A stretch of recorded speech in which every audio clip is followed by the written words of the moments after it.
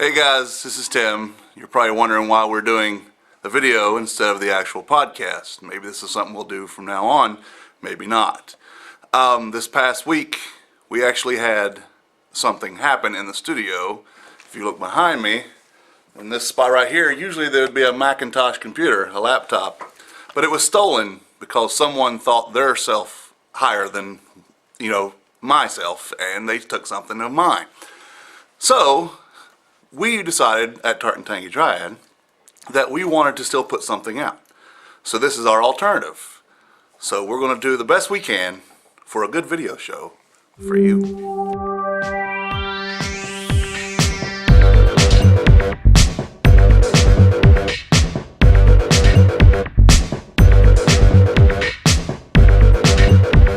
Served hot, just the way you like it. Here's your weekly serving of food, news, and views.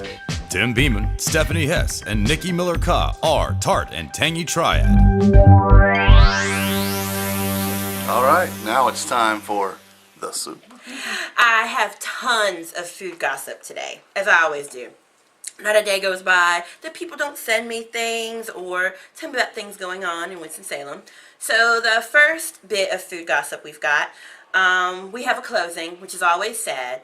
On Saturday, August 3rd, it was the last operational day for Dioli's Trattoria, which is downtown Winston-Salem, which is in the bottom of the Stevens Center. The owners, they decided to not renew their lease and to close the restaurant and to focus on the Dioli's that's on Ronalda Road and on their new restaurant, which is in Ronalda Village, another Italian restaurant. But don't fret, something else will be coming to that space. Two veteran chefs of Winston-Salem, Jared Lee and Eric Muck, they are partnering up and they are going to open up that space and make something into it. I don't know what, but it's probably going to be really good. Anything that has Jared Lee's name on it, it turns out to be pretty good. I actually worked with Jared Lee at Noble's many years ago. Not that many years ago, but quite a few years ago. And since then, he's been at Lucky Blue, which was also downtown. He was also at, what's the name of that place? Deacon Tower, which is right off of Deacon Boulevard. And he was also the helm of Joaquin's food truck, one of the first food trucks that started the food truck movement that's been going on in Winston. So anything that's got his name on it is going to be damn delicious. Second bit of news, we've got a couple of openings, couple new things. So we've got Ardmore Coffee, which is now in Ardmore. I've not been, but it's a new coffee shop in town, and everyone seems to love coffee in Winston-Salem, so check it out. This is where Cafe Rocher was? Yes, this is exactly where Cafe Rocher was, and they've taken over that space, and it's right next to Carlisle's Bar, right there on Hawthorne Avenue, or Hawthorne Road, so check it out. We've also got Stella Brews, which is a new craft beer store opening in September of 2013. They are going to carry hundreds of beers along with carefully picked wine selections, and it's going to have a disc golf shop in it. I know nothing about disc golf, but apparently it goes with craft beer and wine. We'll see. Next, we also have a new food truck in town, but it's not really a food truck, it's more like an ice cream truck. It's Mike's and Mike's Italian Ices. If you're not familiar with Italian Ices are like slushies, but infinitely better. Mike, he's new to the area. The company, it was founded in 2011, and Italian Ices are very popular in the northeast United States, and he's bringing it down to the south, and it's going to be good in your mouth. So check him out. He's on Facebook, and see where he's going to be, and check out some Italian Ices before it gets a little cold for us to have that. We've also got a new kitchen homeware store open. Southern Home and Kitchen, which is in Thruway Shopping Center, 200 South Stratford Road in Winston-Salem. And it just opened on August 1st, and it's going to be your one-stop shop for everything that you need for your kitchen and your home. They've got homewares, they've got gadgets, they've got pots, they've got pans, they've got everything. I have not had the opportunity to make it out there yet, but I'm very, very excited. I'm incredibly excited about this place, not because of the homeware stuff, but they have a kitchen there, and perhaps yours truly can flex my chef muscles and do a little cooking out there. We'll see. And let's see. Also, I don't know if you've heard, but Carolina Ale House is opening in Winston-Salem. It's opening in the old O'Charlie's location right outside of Haynes Mall, and the restaurant is supposed to open by year's end, but we'll see how that goes. There's locations all across the triangle, and this is their first foray into the triad. So we'll see, you know, by December if they open and how good it is. And last but not least, it's not gossip if it's true.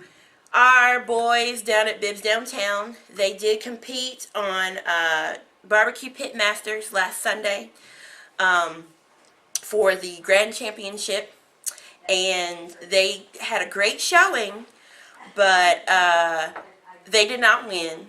They got third place, but to me, their buffalo barbecue ribs and their ham looked delicious, and I hope they put those barbecue ribs on the menu. We'll see. All right, now it's food trends, local and national. So there is a trend happening on Facebook when it comes to food. What's this trend, you say? Oh, crappy food photos from restaurants on Facebook. It is one of my #1 pet peeves, and it's a trend. You will see a montage of photos on our Tart Tangy Triad podcast Facebook page, and I want you to try to figure out which restaurants, local restaurants, these photos came from. The person who gets the most right will win a prize. What that prize is, I don't know yet, but it's going to be a great prize because we need to stop this trend. Cut it out. Okay, guys, as you know, every day is a holiday. You may not know it, but if you spend enough time on Google, you will figure it out. So what I figured out today is National Root Beer Float Day. So it would be a good time to celebrate with a root beer float. In celebration of that, there are a few facts I have about it. One is that the A and W in A&W stand for Allen and Wright, and that the earliest people to drink root beer here were the first American colonists. It's made out of roots and herbs, which you all probably knew. So it means it's good for you. It's good, sure, it's all good for natural. you. And of course, the original ingredient was sassafras. Which is just fun to say. Yes, it's fun to say. And best place I can think of in town for a root beer in celebration is Finnegan's Wake has the Abita root beer on draft. It's really awesome. You might have to take your own ice cream, though. I'm sorry? You might have to take your own ice cream. Yeah, you might have to pack your own ice cream for that, which means you can get all like funky and bring something other than vanilla, cherry, black cherry, or something like that. Be good. Another holiday coming up that anybody who has a garden is probably going to want to be celebrating is on this Thursday is National Sneak Some Zucchini Onto Your Neighbor's Porch Day. So anybody that's had a backyard garden, you know there's a point when you were so overwhelmed with the tomatoes and the zucchini and the squash that it becomes so hopeless that you just start distributing it to strangers. So now is the time to do that, and we won't turn any away ourselves. So that's what I got. Well, it's time now for the TV show recap. Here's Nikki. Okay, this week I watched the Food Network star on Food Network channel, and it was the penultimate episode where there were 4 contestants and they knocked it down to 3. Remember, I was an English major, not a math major. But anyway, they knocked it down to 3, and Stacey Poon-Kenny, she went home. So everybody had a pitch meeting with Bob Tushman and her last name is Fogelman. I don't remember. Susie Fogelman, yes. So they had a pitch meeting with Bob Tushman and Susie Fogelman, and one person had to go home, and it was Stacey. Her pitch was really sad. It made them want to cry and not watch her show. But the good news is we've got Damaris Phillips, our favorite Southern girl, who did a pilot for a show called Eat, Date, Love, where she's going to take single men who want to cook for their ladies, because Southern food is the best food in the world, because it is. And she's going to take them and teach them how to make a great dish for their ladies. We've also got Rodney the Pie Guy. He's going to go to different restaurants and make their signature dish into a pie. Now, personally, I don't like pie. I rather have cake. But the pie that he made, it looked really good. So maybe, I don't know. And then, of course, we've got Chef Russell Jackson, my favorite, who is who keeps tweeting to me on Twitter. Oh my God, I can't stand it. Hashtag I can't. He is, going along with his culinary sins, and he took he had a little suitcase and it's got culinary sins in it, and he had some bacon fat in there, and he had some bacon, and he made a bacon bourbon ice cream, and it looked so good. I couldn't help but vote for him. So now what you have to do is you can vote for your favorite finalists. You can vote 10 times a day up until August 7th, which is tomorrow, and the finale is going to be August 11th on the Food Network at 9 p.m. Now it's time for the restaurant reviews. That's going to be me and Stephanie. Hi. Okay, so the restaurant that Tim and I went to this past weekend on Sunday night, as we were enjoying like adult time in the Beeman household, and Brown chicken, brown went out cow. to dinner. Not that kind of adult time, not then. And we went to Tokyo Japanese Steakhouse, which is kind of a regular place that we go quite often. I'm familiar. I know the owners. Yes. So So I thought I would review that one. It is located, at 1111 Salisbury Ridge Road. 4 buns. And as usual, it was good. It's the kind of place, it's not the kind of place where you're going to like discover something new, or there's going to be a big change to the menu, or they're going to do something seasonal. It's like, it's meat, vegetables, rice, and noodles. And bananas. And bananas, yes. So you know what you're going to get. But the point of it is the entertainment value, is watching the chef do the cooking and throwing things around and lighting things on fire and all of that. And I'm always surprised by the people that don't seem at all entertained by that. Like, I don't understand why they're there. We see the same chef a lot. Yeah. And we are still excited when we see it. Yeah. But people come in there and they're like just talking about whatever, complaining about the girl that they saw in the last restaurant they were in, or something silly. Has nothing to do with anything food related. If you're there, why bring that with everybody else? Because if you're at your own table, that's one thing. But when you're sharing a table that fits 9 people, Yeah. shut up. Yeah, I feel compelled to be a good audience, when he lights something on fire and when he catches something in his hat, you clap or something, I don't know. It just seems rude to ignore them. But anyway, so we had a very good dinner. They always have specials, so I usually get whatever's on special. And I had ribeye, steak, and shrimp, which is very good. And I would say overall, I give it 3 skillets. There's never anything that just knocks me off my feet about it, but it's always good. And it's entertaining, and it's something to kill an evening, and especially to go on your birthday. Not been on my birthday, but there's a drum, and There's a lot of drum. fun. Yeah. There's one drum that gets played a lot. And actually, it was kind of cute the other night, because there was a little child that started having a temper tantrum because he didn't get the little drum, and his mother was trying to explain, it's not your birthday. So I thought that was funny. Yeah. Anyway, yeah. I also rated 3.5 skillets. I mean, again, there's nothing going to knock your socks off. There's nothing that you've not had before. If you've been to a Japanese restaurant, they're all basically the same. But the one that the chef that we have is always entertaining, especially when he knows someone at the table and he knows us because we're regulars. And it was a fun experience. The food was good as always. Can't beat filet mignon and tuna. And That's if you're seared. like me, you always have half of it to take home and eat a different day. Yeah. So it's like 2 meals. All right. So there All you right. go. Now it's time for local food happenings and events.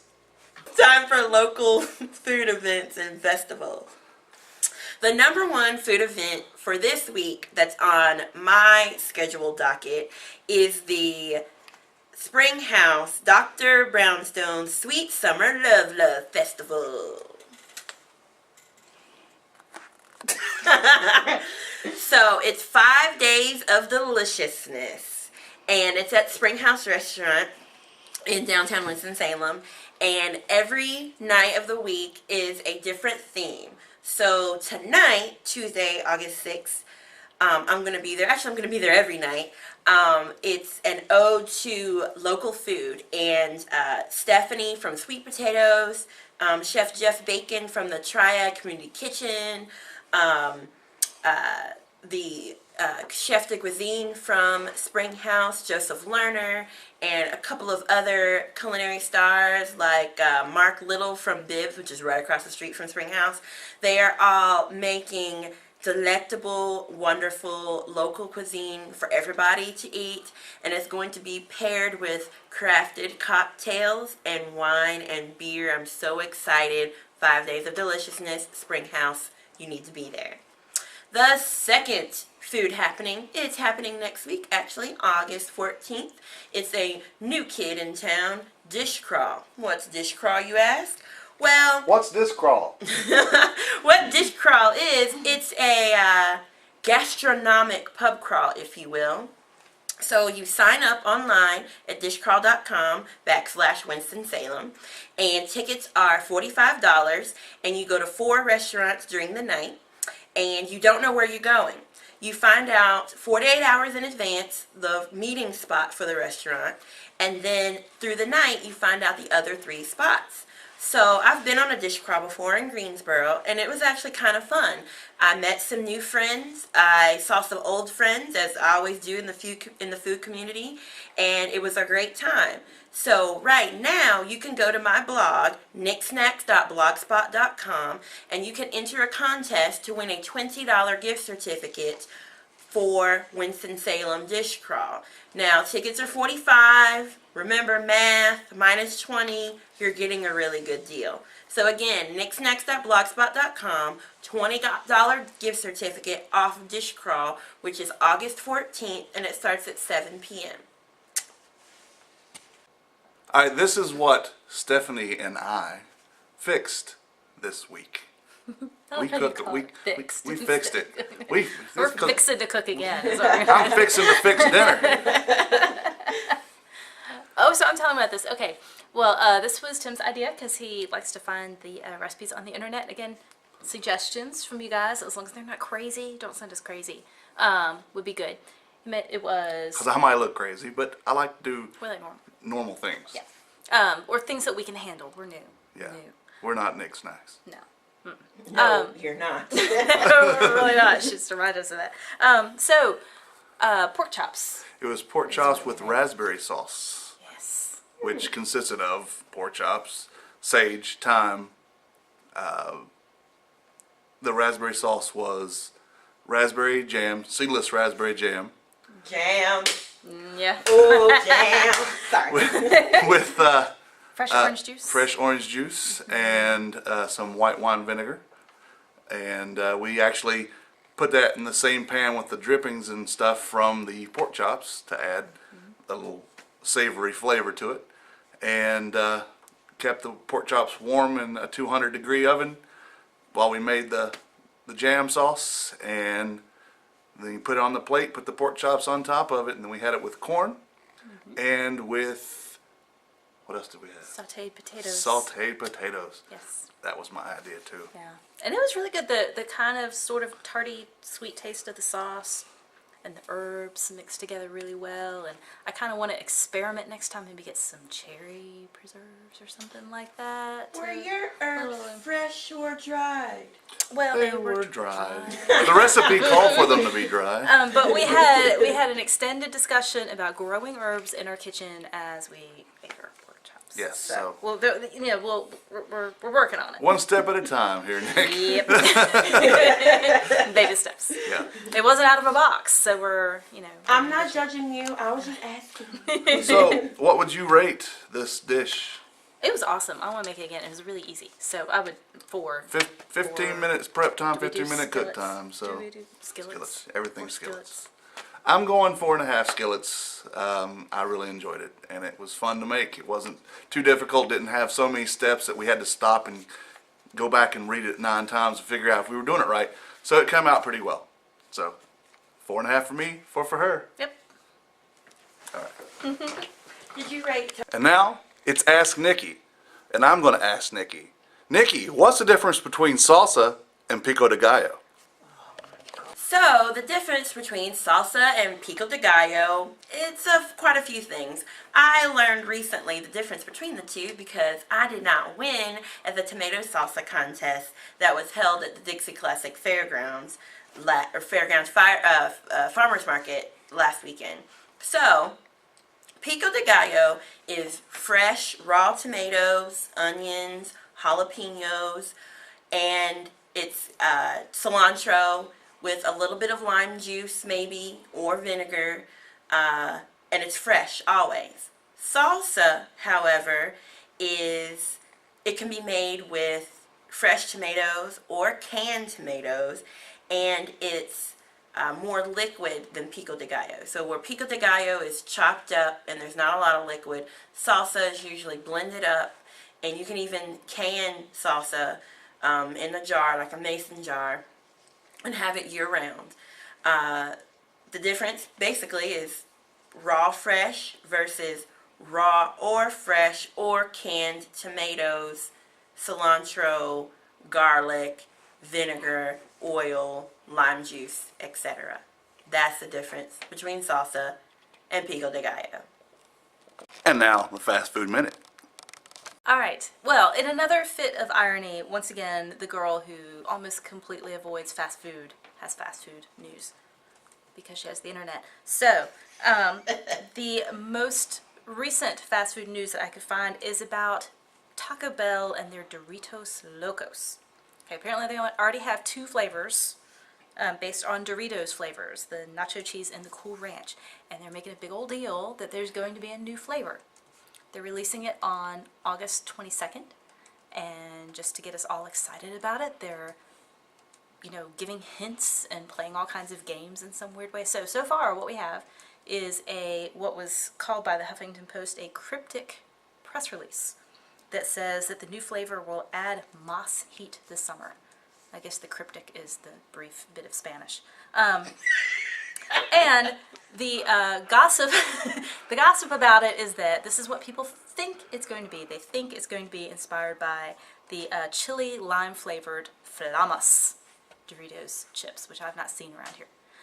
So I think that's pretty much the guess. They even have a Vimeo or like one of those like really super quick Vine videos out there just to get everybody all excited. So that's what I have about fast food. All right, well, coming soon, we will have the tartandtangytriad.com ready for your browsing pleasure. If you've noticed, we have a new and improved logo that is now ready. So now that we have the logo, we can work more on the website. In the meantime, you can look at the blogs that operate under this title. Mine and Stephanie's is I'm the Man Who Ate the Town.blogspot.com, and Nikki's is Nicksnacks at blogspot.com. There's no S. Nicksnack at blogspot.com. Soon you'll find us on aggregator sites such as iTunes, Podcast Pickle, Podfeed, and Stitcher. And coming soon we'll have links for our social media, which is Facebook, Twitter, Instagram, and Google+. So please +1 us and like our Facebook page, which is facebook.com/tartandtangy. Our Tart and Tangy Triad. Our Twitter is Tart Tangy Triad. Listen to The Less Desirables, which is recorded every Wednesday evening and found on iTunes. Camel City Dispatch News Hour, recorded every Wednesday afternoon. Fan Interference with Ty Collins, Winston-Salem's only national sports podcast, recorded every Monday. And just go to the Less Desirables Network tab on the TLD website and you'll find all this. The same place right now that you're finding Tart and Tangy Triad. So, until next week, hopefully we actually go back to regular podcast form, and probably we'll still do some video stuff because this has been pretty fun. Still steamed over the blank spot on my desk, but we'll be back soon. Thanks for listening, and close the recipe box now.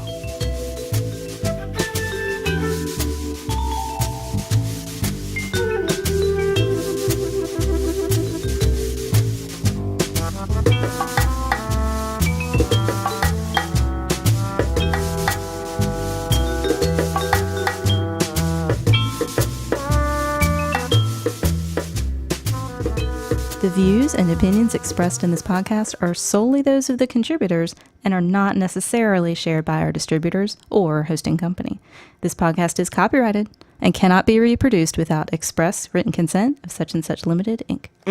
Yeah, girl.